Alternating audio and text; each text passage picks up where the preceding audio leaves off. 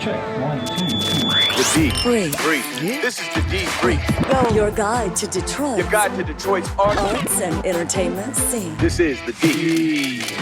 Brief. Hello and welcome to the podcast for and about Detroit artists and entertainers. I'm Seth Ressler. And I'm Becky Scarcello. On the show today, we're going to talk about creating compelling online content around food. Which is interesting because you can't taste it, you can't smell it. Right. But so what do you do when you've got to create content around that? We're also going to get some weekend recommendations. And joining us for all this is Carlos Parisi. He's involved in a number of projects. A food entrepreneur is the term that I've decided I'm going to use for you. But one of those is a podcast called Sandwich Talk. This guy loves his sandwiches, let me tell you. So you've got that. You've also got a video channel on YouTube called Detroit Digest, right? Correct. So we're going to dig into all this and find out how you make food, when you can't actually taste it there on the internet. Yeah. What do you do? Exactly.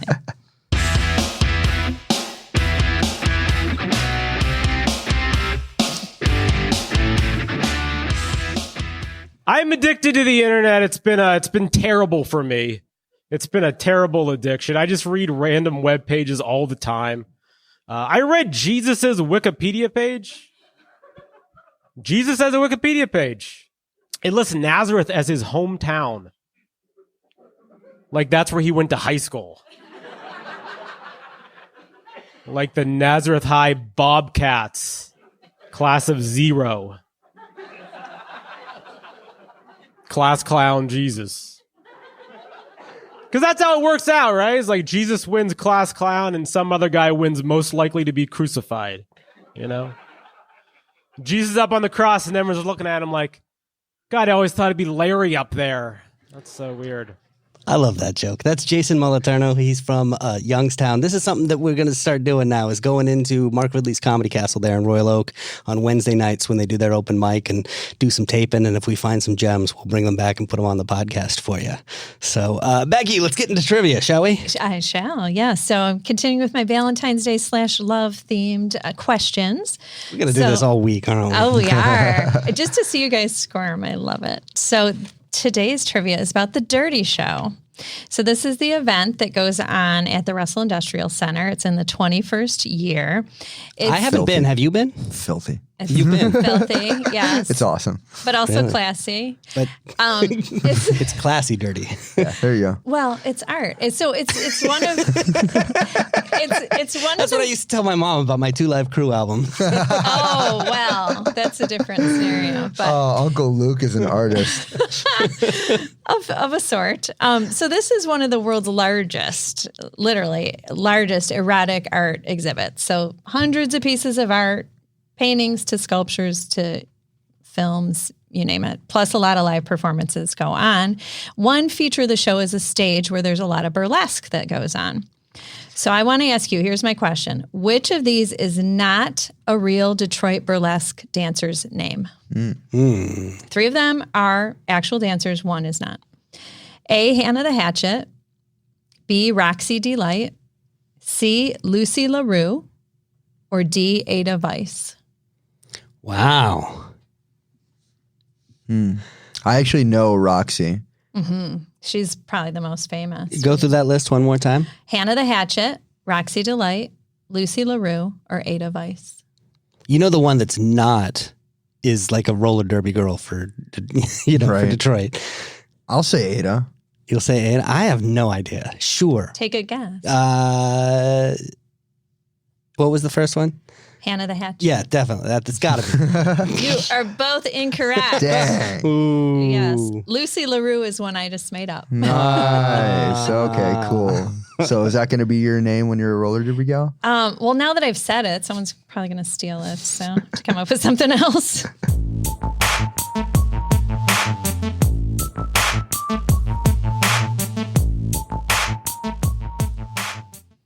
So, Carlos, I want to ask you about, because you've got all this food stuff going on. We see you, we hear your voice on YouTube, on a podcast. You got all this. How do you create compelling content around food, particularly if you can't taste it, you can't smell it? So some of your, obviously, videos, you can see it, but even like your podcast about sandwiches, Sandwich Talk. Yeah. So talk just about your creative process, about getting the word out about food. That's a really great question. And it took me a little while to figure out how people would be hungry when they're hearing it. And it actually all just kind of happened when people started telling me that they got really hungry talking to me. Just that's it in real life. When you talk to me and I get on my soapbox about food, I end up going into what it tastes like and what it's topped with and, you know, how things are melting. And that's what you have to do is you just describe to a person what you're tasting, what the crunch is like, the best things about it, what the first initial taste is, and then how it kind of smooths out towards the end and what you get at the back of the palate. So give us an example. Like, let's start with one of your burritos, for example. Okay, so I'll do the swerve burrito. We'll do the sausage burrito. The sausage burrito and the vegetarian burrito both share the same common ingredients of eggs, tater tots, jalapeno cream cheese as a base, a green salsa, and then you roll it, twist it, and seal it with Munster cheese. The vegan burrito is sweet potato, collard greens, crunchy, spicy sauteed chickpea, scallion, dill, a vegan cream cheese, and then green salsa. And that one's insane. If you try that one, you end up becoming more addicted to that one than the other ones. Really? Okay. Just because of the flavor combination of the spices. All right, let's see if it worked. Are you hungry?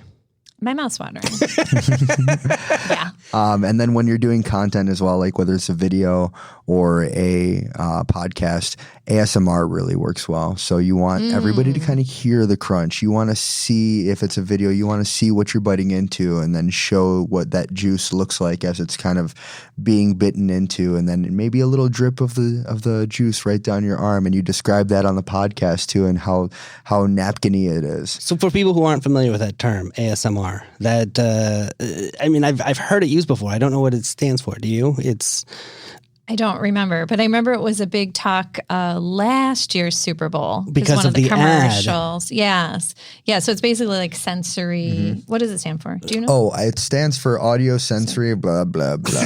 Yeah. I have no idea what it stands for. Sensory. I'm gonna go ahead and make it up. The whole idea is sound and images that basically just stimulate your senses. And like it makes the hair on the back of your neck similar to stick this. Exactly. Similar. Yes, exactly. Somewhat. Yes. That also sounded like I was doing something else. Well, yeah. So tell us about specifically your shows that you've got going on. Okay, so I started really getting into sandwiches. Obviously, sandwiches are incredible, but years ago when I worked in corporate, I started doing something called Sandwich Week, which is a few friends of mine. We found out that the week sandwiched between Christmas and New Year's, nobody was at work. So nobody would ever catch us being like out for 3 hours going to find a great sandwich. Yeah. So we went for 3 hour sandwich lunches. We called it Sandwich Week. And that got us into starting to do Sandwich Week every year. And I started eating more and more sandwiches, becoming more engulfed in the world of sandwiches. And then I started this podcast. And it was really cool because I had an opportunity to sit down with friends, eat sandwiches with the friends on the podcast. These are the people that I've been wanting to hang out with for a while, but because we're all so insanely busy, the only time to do it is when we're doing something together in a collaborative nature. And that's how I kind of started doing Sandwich Talk. And now each episode is 3 sandwiches from one place that we try out together that we haven't been to. And then we eat the 3 sandwiches on the show. While we talk about those sandwiches, we talk about our favorite sandwiches, and then we just BS about random food things. So this is interesting because I always try to eat before this podcast, before we start recording, but I didn't realize that, because I'm one of the, you're going to hear honestly, that. But apparently that's really appealing. So that's the number one thing I've people. actually learned from Carlos is like, don't worry about your hair and you can eat messy and people love you even more. Oh, wow. My hair's that bad? No, Jeez. no, but like don't, it's part of the experience. Whereas, Totally. we're taught like be polite and like don't have your elbows on the table, and eat nicely and wipe your mouth. But like when you want people to really get into the experience, just eat how you would eat and like get it all over. I dive into food. Yeah, I and want to it's make sure that I get the passionate. whole bite. The way that I would eat a sandwich just to make sure that I can get that full flavor. You don't want just the top. Oh, that's the bread. That's nice. It's nice bread. No, you want to get in the meat and the cheese and the toppings or whatever it's in there. And you want to make sure that you get one full blast of solid flavor. Get all that saucy goodness. Yeah. Yeah. So I think that's what, like, your passion obviously comes through. I'm a firm believer that whatever you're talking about, people will be on board if your passion and your joy comes through. And so I think that's pretty key. Totally. Yeah. So that's the podcast. Let's Yeah. also talk about the videos that you're doing, Detroit Digest. For sure. Detroit Digest, it's through Deadline Detroit, great news outlet here in the city. And they had come out asking for people to help out with just finding the truth about good food here in the city. And like, it kind of, for me, it starts with bang for your buck. The fact of the matter is there's a lot of great restaurants that are opening right now, but a lot of people forget that you have a wonderful clientele of a neighborhood around you, which is people that are just trying to eat every single day. Yeah. You can't afford, $40 a day on one meal. I just want to go out and buy $5 things, $10 things at maximum sometimes. And that's one thing that I try to harp on too. And the fact that we can do an incredible video series where we go around the city talking to these amazing business owners about what they've been doing or what they're planning to do, or these next amazing great meals that they've been doing for their neighborhood, for the city. That's one thing that I wanted to continue to show. And on top of that, the food looks amazing on camera. And It does. me eating it on camera, I can then describe to the people watching what I'm tasting. So are you doing anything to the food before you put it on camera? I mean, we're not like shellacking it with something. No, that's, I wouldn't eat it. Right. Oh, right off the truck or the restaurant or whatever. So this isn't like those close-ups of the Whopper that they have where, This is real deal food. And you have a partner in that, Sammy. And I like the interplay between you two because he's much pickier with his food. Totally. And so he it's doesn't really, like runny eggs. He's not a Yeah. fan of yellow What? mustard. Yeah. He has all these different food preferences or aversions or whatever. And then like Carlos would be like, try to get him to try it. And then he does end up liking some stuff. What are your food things? Is there anything that you don't dude, like? Come on. He eats I like everything. all food. All food. Yeah, as long as Nothing. it's There's good. nothing on the list. Canned peas. Oh, yeah. Yeah. You usually don't run across too many. What's on your list? We talked about this actually. We did when we were on Nick's Green podcast, olives. Nick Britsky's podcast. No green olives unless it's an olive salad and a muffalata from New Orleans. Yeah. Then yes. I can't do green olives. Nope. And black licorice. Yep, I can't do that either. And I'm not a huge fan of sun-dried tomatoes. Yeah, I don't love them. Pretty much everything else. Maybe not lima beans. Well, there's faulty applications to all those things That's too. exactly true. You get a salad with sun-dried tomatoes, and sometimes it's just going to be like, you didn't need to put this in here. Right. Doesn't add anything. So let's go back to Detroit Digest. When you're talking to somebody about their food, when you're talking to a business owner or something like that, what is the story that you're trying to get out of them? Are there nuggets that you're digging for, or something that you're like, I really want to get this? I always personally, with everything that I do, is I ask for what my reason to believe is. Why should I be there? Why should I be eating your food? What's the reasoning behind, like, what made you want to do this? And why should I be excited to eat your food? Oh, like if it was their family's passed down recipes or just that specialness of the story. Yeah, I want to know their background. I want to know who they are and what the blood, sweat, and tears that went into making this food is. Did you ever have anybody who didn't have an answer to that? It was like, Totally. I mean, we also Yeah. try things all the time that, I won't be talking to the chefs or the owners of. And in that event, I have to then compare it to things that are from my nostalgic past. We just did an Asian corned beef video. Asian corned beef is a staple of the city of Detroit. And the reason why I love it so much is because it is an original of this city. On top of that, I've got so many memories of those late nights driving up to Asian corned beef at 2 a.m. and getting $20 worth of corned beef egg rolls with my friends. wow, that's a lot. Yeah. Yeah. I think there are some foods that if you just tried them for the first time today, you wouldn't even really like them necessarily. Mm-hmm. But there's so much nostalgia in it that you remember. It adds to the flavor somehow. Totally. Give us another example of, just a really great nugget that you were able to pull out of somebody. I just look for the technique too. Like what is this food and what does it do for the city, for the neighborhood, right? So specifically because we are Detroit Digest, this city is so important to me. This city made me. This city is a place that I've grown up in and continue to see myself growing up in day by day with everything that I've been able to do.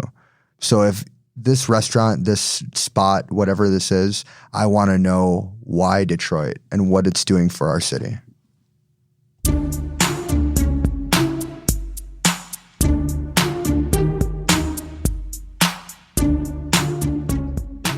right, guys, let's get into our weekend recommendations. Becky, what are you telling people to go do? Okay, so I've been talking about love songs. A secret sort of wish of mine, if I could do anything, is be a songwriter. I even kind of tried it a couple of times. Do it. And wait, where can we get copies of these? I think this is actually the first time I've ever admitted this. Really? I want to see your songs. I might have a notebook of some ideas. Really? But I'm such a music fan, though. $1,000 reward for anybody who gets Becky's notebook. You won't find it, but I'm on my way. I have such respect for musicians, and I find it so magical that I don't know. I'd have to find some big time confidence. But anyway, this could be a start. So this caught my eye completely. An event going on hosted by Jill Jack, who's legendary singer, songwriter here in Detroit. And so she's teaching a songwriting workshop at the Detroit Writing Room this Thursday evening, February 13th. And it's around the theme of celebrating love. But it can be love, heartbreak, passion, obsession, lust, whatever aspect of love you want to kind of work through and turn it into a song. So you can go by yourself, or you can bring a significant other for a discount. You can write together. Nice. Yeah. What about you, Carlos? Also on Thursday, I'm doing Kana at the Elephant Room. So Kana is our Pakistani pop-up. And the Elephant Room used to be, for those Detroit classics, about Mr. Stevens' Place. Mr. Stevens' Place was right next to St. Andrews. Mr. Stevens was this old man. He would always give you a shot of peppermint schnapps. If you were there, you got free peppermint schnapps. It's just the way it worked. And he passed away a few years ago. A couple of guys from here in the city ended up purchasing the building and turning it into the Elephant Room. And this bar now is a place that I think we might be their first pop-up. But they've got a full kitchen, and we're excited to do it out of there. So Thursday night, that's when we're debuting this fried butter chicken sanduri, along with some of the classics like the aloo gobi burrito, the butter chicken nachos, and then it's going to be amazing. I'm really excited for it. I bet you could write a song about that sandwich. I bet you could. Maybe it should be your inspiration for the workshop. Love of the sandwich. If we sell out early enough, I'm going to ride over to that workshop and I'm going to write a sandwich song. Good. My recommendation, my favorite movie of all time is showing, and you should go see it. It's happening Saturday night at the Redford Theater. And this is the movie that it's from 1942. But the first time I saw it on the big screen. And if you've never seen it for any reason, you should go see it on the big screen. I'm talking about Casablanca. I was going to guess that. Yes. Man, you don't look a day over. No, I'm not old enough to have seen it. Did you see it originally in theaters? No, not in the first run.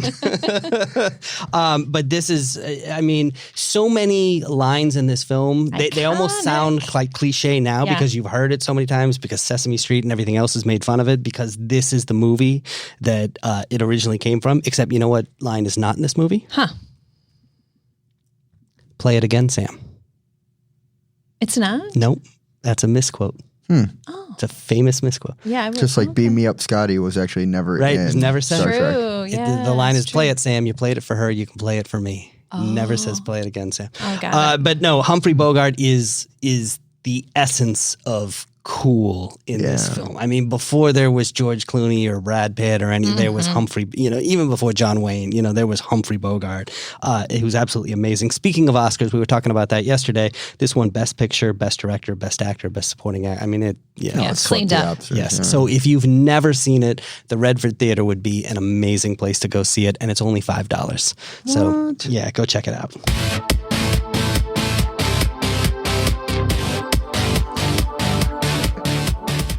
Carlos Parisi, thank you so much for joining us again today. You are involved in so many projects. Let's plug two of them again. Sandwich Talk is the podcast. Yes. And where can people find that? It's available anywhere you listen to podcasts. So Spotify, Apple Music, Google Play.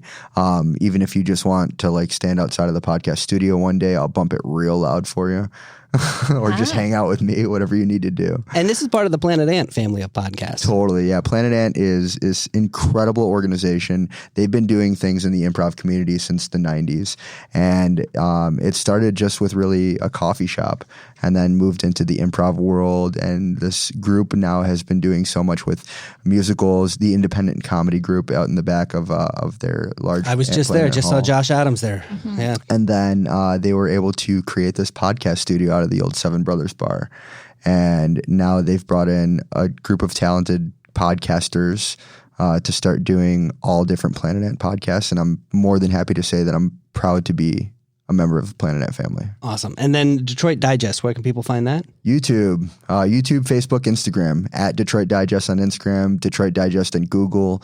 You just YouTube us. You can Facebook video. It's on IGTV. Basically, any way that you watch content nowadays, we're trying to push it out. All right. Easy enough.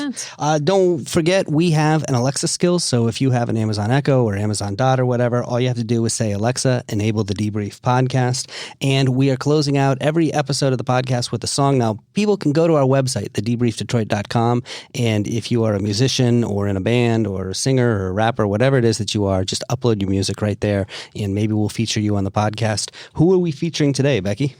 Detroit's crooner, Ben Sharkey. So I got to continue with my love song theme. So this is his song Sparks.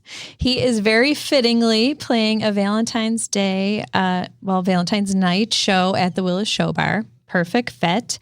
He knows his way around a love song, let me tell you, especially because he does a lot of weddings. So he decided to write this song that could be used for a couple's kind of first song or something like that. And it's all about that chemistry and the spark that you have with that special person. And what's it called? Sparks. All right, we'll check it out. Until tomorrow, Detroit's moving. Keep up. My heart stops at hello. It sinks to its depth while I hold my breath. It drags me 6 feet below. I'm forever falling in love, and with you it's a rush. You're my crutch, I just can't get enough. It's in this moment that I realize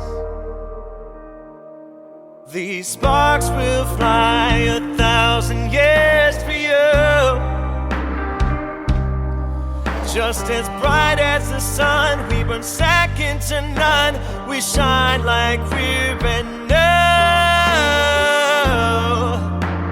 held in the hands of time. Forever young, like a shot from a gun. These sparks are gonna fly.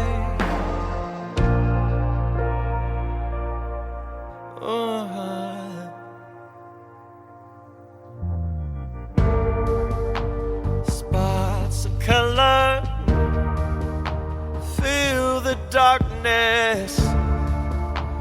You wake me up with your light.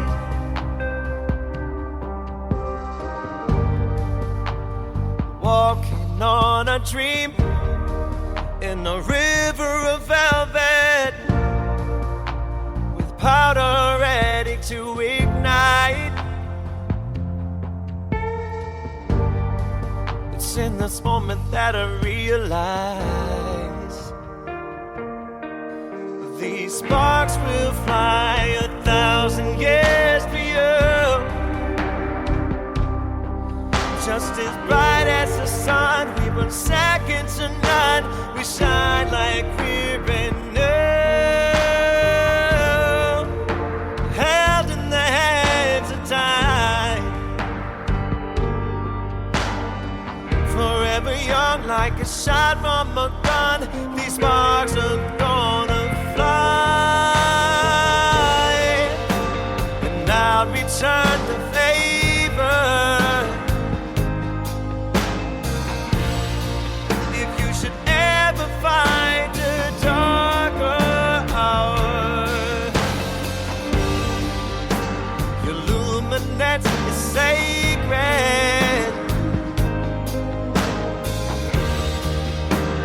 I'll do anything to say these sparks will fly 1,000 years for you. Just as bright as the sun, we burn second to none. We shine like we're brand new, held in the hands of time. Forever young, like a shot from a gun. The sparks are gonna fly.